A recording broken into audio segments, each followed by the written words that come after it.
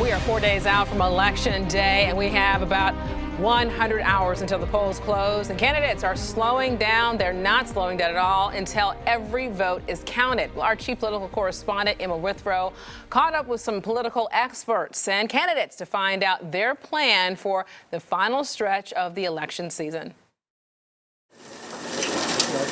We're in Race City right now. We're up in Mooresville, so we're not going to let up until we see the checkered flag. And we're just going to run hard all the way through polls closing Tuesday evening.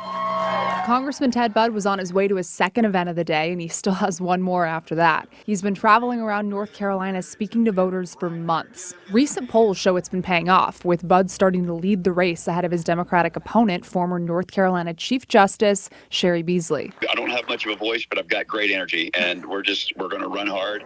And what motivates me is seeing how bad Joe Biden has hurt our country in the last 2 years. I reached out to Beasley's team to find out how she was spending her final days campaigning, but didn't hear back. Political scientist Eric Heberlich says although Beasley and Budd's Senate race might be getting the most attention, North Carolina's General Assembly races could have a big impact on state politics going forward. It's those suburban districts that have flipped back and forth in the preceding elections are ones that have been traditionally Republicans but have moved towards the Democrats in the Trump era. Those are the districts that are going to determine whether the Republicans get a veto-proof majority in both chambers of the legislature and therefore have the ability to pass legislation without really having to negotiate with Governor Cooper.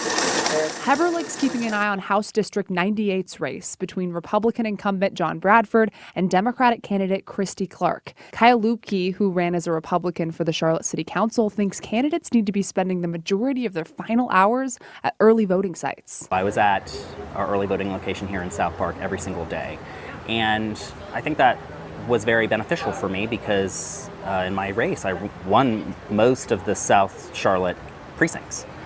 Because people were getting to know me and getting to understand who I was. Almost 170,000 Mecklenburg County residents have voted early. Early voting ends tomorrow at 3 o'clock. Reporting in Charlotte, Emma Withrow, Queen City News. Emma, thanks for that update.